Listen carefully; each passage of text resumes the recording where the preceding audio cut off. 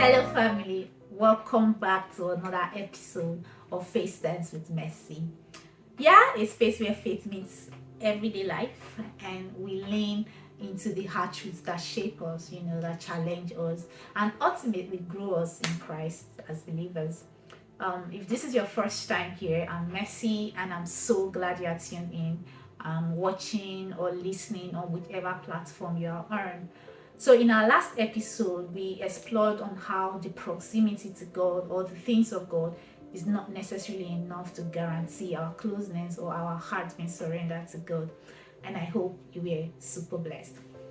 So, today's truth, we are going to be talking about something that we know happens, we felt it, but many a times we don't really talk much about it, and that is sometimes even with great faith, things still don't go as we hope. Why? Because the will of God is greater than our faith. You can believe wholeheartedly, you can fast, you can pray, you can speak in tongues and still not get what you're asking for. And most of the times it's not necessarily because your faith failed, it's just because when faith meets God's will, um, God's sovereign will always takes precedence over it. So I want us to be looking at some biblical examples to drive home this particular truth that we're talking about today. Let's look at Jesus in Gethsemane. Um, so Jesus prayed. He said, Father, if you are willing, take this cup from me, right? But he mentioned something as, yet, not my will, but yours be done. At that moment, what he wished for was this cup to be taken away. But he also recognized the sovereign will of God, his identity, and why he even came in the first place. So Jesus, full of faith, still submitted to God's will, right? This shows us that faith and surrender must coexist. Faith isn't about control, it is about trust, even when the answer is no. I want us to look at another example, and that is Paul. Paul's thorn in the flesh. In the book of Second Corinthians, chapter 12, from verse 7 to 10, Paul cried out. He said 3 times, I pleaded with the Lord to take it away from me. But he said, my grace is sufficient for you. That's amazing. Like, he had a thorn in the flesh and he was praying for God to remove this thing from him. He said 3 times, I prayed, I pleaded. If I didn't even say I prayed, he said I pleaded. But not that God was quiet this time or silent. No, he responded to tell me that my grace is sufficient for you. So Paul had the faith and the authority, yet the thorn remained. Why?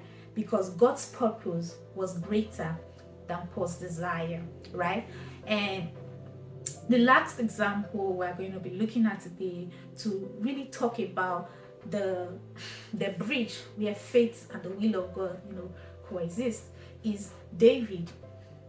David and his dying son in the book of 2 Samuel, chapter 12. David fasted, he wept, he prayed for his child to live. After all this, he did it for quite some time, but yet the child died. And the funny thing about David is how he responded after the child died. What did he do? David got up, worshipped, and accepted God's will. He said, while the child was alive, I fasted and prayed. But now that he's dead, why should I go on fasting? Can I bring him back? Right? That was what he asked. And looking at all these examples, what we realize is that even kings, even prophets, and even the faithful believers like you and I must bow to God's will. We must bow to God's will, not because it's always easy to do so, but we must recognize that as believers and followers of Christ, that we must obey God's will. So I want us to reflect on some things. One of it is, have you believed God or something deeply and it still didn't happen, right? Did you feel like your faith failed or like God ignored you? I just want you to reflect on these things. Today's episode is just so that for us believers, who is heartbroken or who wonders why didn't God answer? And here's the truth: He did. He just answered according to His will, not our wish. You know, one very important thing we need to be aware of is that God isn't obligated to move because we believe. He moves according to his will. And that's something very important that we need to recognize. So I want you to, tell me in the comment section if you have ever had, to surrender a faith expectation to the will of God. I would appreciate it if you can, tell us, or you could send us an email at FaithStance with mercy@gmail.com, because your journey matters. And I would love to hear your story and walk with you in prayer. So here's my final reflection and a call to you. And this is, if this episode helped you, I want you to share, I want you to like, of course, subscribe and follow, because someone else might need this reminder today as well. But this is what I just want you to recognize, that the will of God may sometimes break your heart, but it will never break your future. I say that again, the will of God may sometimes break your heart, but it will never break your future. You need to understand that his plan is bigger than what you see, and faith doesn't always change the outcome, but it always anchors the soul. So I want you to know that. So if this message resonated with you today, please drop a comment below.